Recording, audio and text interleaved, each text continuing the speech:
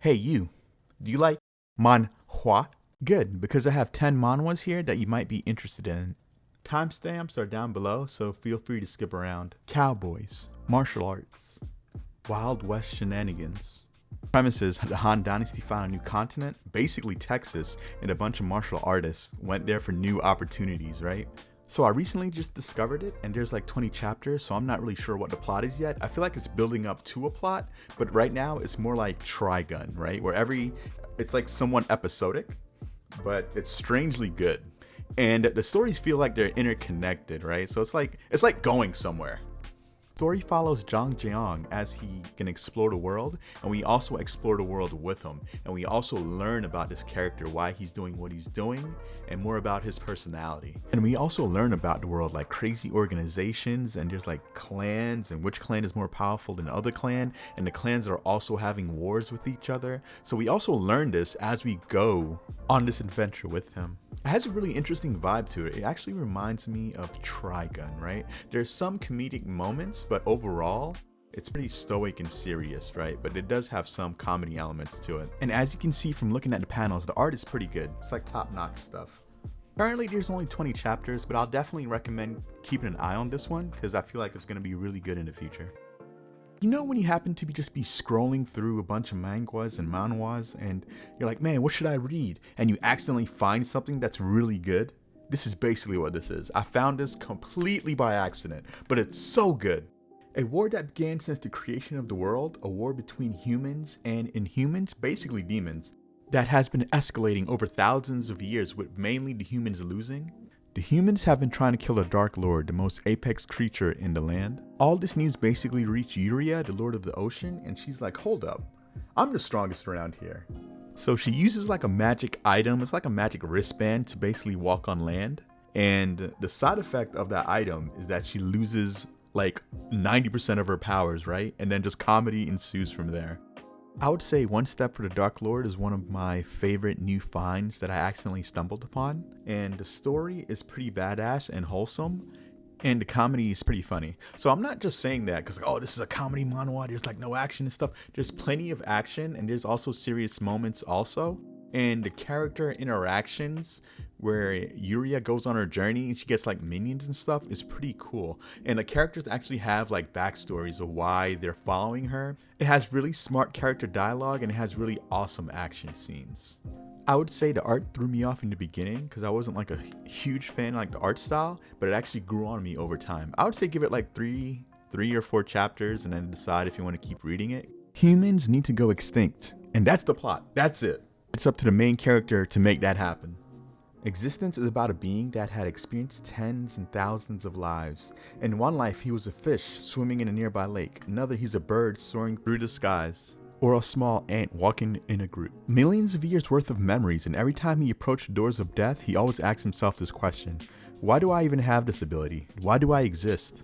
So our main protagonist always reincarnates into a different animal, keeping his memories from his past life. But there's one particular animal he did not like, and it was humans. As he's being reincarnated into his next life, he turns into the thing he hates the most. Then he finally gets the answer to his question: I exist to eradicate mankind.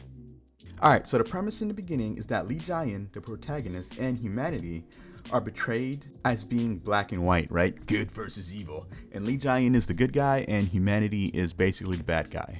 They basically show humanity deforesting forests and like killing animals and all the weird mechanical stuff. It's like Avatar, you know, when like humans came down and they were like plowing down the forest or whatever. That's basically how they portrayed it in this it shows basically the worst humanity has to offer, and then you're like, cool, so these humans gotta go, let's get rid of them. But as the story progresses, it gets more gray, and then you're like, hold on a second. I thought humans were evil. I thought we were gonna eradicate them. Why are these humans being good? You know, it starts showing like other humans that are good. You know, it's like, oh no, maybe they don't need to be eradicated. You know, blah blah blah. As you can see on the screen, the art is pretty good. Like I have no complaints there. So if you decide to check this out, I think it's a really good read. Just check it out whenever you get a chance. An original story brought to you by the author who brought you Omniscience Reader's Viewpoint, The World After the End. So I'm not even sure what's happening here, right? I've read every chapter, but like the plot, or like in the beginning, I'm not even sure what's happening. Like I'm confused, so I'm gonna try to explain it. Alright, so our main character is basically shopping in a convenience store when a bunch of towers or dungeons, you know, from like dungeon cultivator shenanigans, a bunch of dungeons show up. They're called nightmare towers, and our main protagonist is basically selected to, as like a tower walker, they call it, as to go into the dungeon and save the world or whatnot. And this is where you get like your typical items and skills and like your abilities or whatever. A bunch of the monsters start coming out of the dungeon, basically annihilating like a third of the human population. And since the Nightmare Tower says you can save the world by climbing to the top of the dungeon, that's basically what the dungeon walkers started to do. Anyways, the tower walkers found a magical stone called a return stone to return to the past. Right, so basically, a lot of the tower walkers started using the return stone, thinking they're returning to the past, because the higher they climb, the tower is getting like harder and harder, right? So all of them are getting desperate. Anyways, our main character isn't tempted by the return stone. He ends up climbing the tower to the top of the tower, right? And he's facing the final boss, right? And the final boss is like, this is all a dream. You know how in Sword Art Online, when everyone is lying down in beds and you're like, in the game, that's basically what the final boss is showing him. It's like, oh, you're laying down in a hospital right now. So they've all been stuck in a dream. And after a few tries, he ends up killing the main boss of the tower. And then he get like isekai to like the almighty lands. And that's basically when the story starts. So this is the actual world that the story is going to take place in. And then they start explaining like the systems and like the world around him. And then I'm like, okay. So I feel like I've talked for a while, and that basically didn't explain anything in the story, right? Because once he get isekai to this new world, everything is like reset, but he's still as strong, right? That's when it's like starts explaining like the powers, how the powers are working, and how things basically work, right? Because before it wasn't explaining anything, right? But check it out, it's really good. The art's good, the combat's good. It's very interesting. Updater pretty much is what a Discord moderator imagined himself to be like.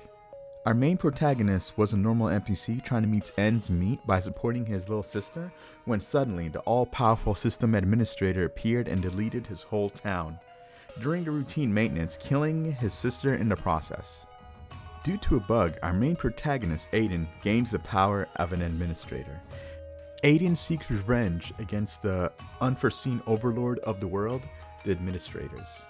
The main draw for me is that the way they make characters based off computer programs and the way they use that to basically create the world around Aiden, right? So you're like going through the world and you're like learning about it through his eyes, but I think they could have pushed this further to make this manhwa a lot better.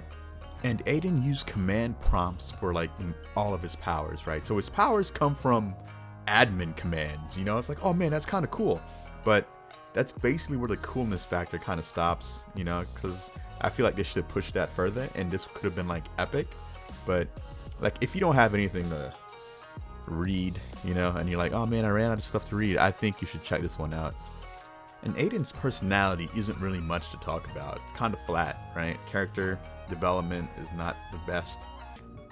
This is basically a reminder, but Superhuman Era has been around since like 2019. So if you haven't read it, you're doing yourself a disservice, my friend.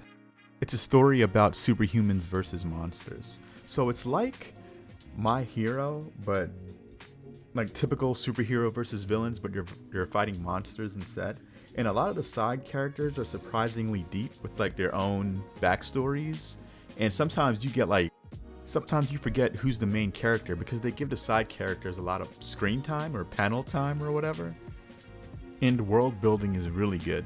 The art is also pretty good. So I would definitely check it out if you haven't. This is basically just a reminder, if you have not already read it, you definitely should. Humanity has been warring with the Labyrinth Masters, basically Dungeon Masters, for as long as a decade, and humanity finally won. The problem is, there was a bunch of people captured by the Labyrinth Masters during the time of the war, where a lot of human babies were born in the labyrinth, raised by monsters' milk. They held otherworldly powers and are stronger than a normal human. They were called dungeon babies. And of course our MC is a dungeon baby. Many years passed and the dungeons were basically safe. Not completely safe, because our MC is a bodyguard that protects people who wants to traverse the upper layers of the dungeon. But he accidentally became a dungeon master during one of his bodyguarding duties. And that's basically where the manhwa starts off, right? So it's like he builds up the dungeon while collecting like crystals and fighting other dungeon masters in the dungeon. And he also can summon minions. The minions are pretty cute. And that's basically the whole premise of this one. I had to at least put one sports manhwa on here. This one's called The Build Up, and it's about Maru, who is an ordinary kid with ordinary interests until one day his father forces him to watch a soccer game instead of anime, sparking an obsession with the sport. Filled with determination, he sets a new goal for himself to become an amazing soccer player. Maru is quite timid and life doesn't come easily for him, but soccer players let their feelings explode out of them without worrying about what anyone else thinks. Unfortunately, Maru wasn't physically fit to become a soccer player. He was somewhat chubby and a lot of the neighborhood kids did not play with him or didn't even want him on their team. Can Maru overcome the obstacles that's placed in front of him and become an epic soccer player? I like the determination and the never giving up qualities of the main character. It really gets me hyped. So I would definitely check this one out, read like 3 or 4 chapters, and if you like it, I would continue. This one I wanted to add it because I really recommend it, and it's Return of the Crazy Demon. I'm not even sure if I should call this a martial arts. Well, no, it is a martial arts, but it has so much comedy in it.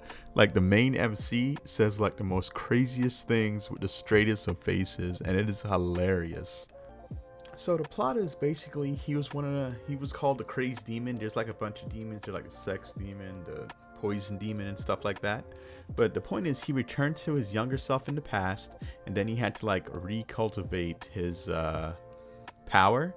But like that's basically not the main point, I feel, because like the cultivation thing only lasts for like a little bit and the story basically just forgets about that, and it just focuses on him like taking over different areas and him doing his comedic routine during like the takeover, right? So I don't feel like it focuses a lot on like, oh, I'm training, like a training arc or something like that. It doesn't focus on that. It's mainly like the humor in the manhwa, right? But it's like serious humor, right? It's not like goofy humor. So I would 100% recommend it. It's really good. And hopefully I did like a good enough job of just like whetting your appetite on you checking it out. If you like my content, please like and subscribe. Thank you, and I appreciate you watching.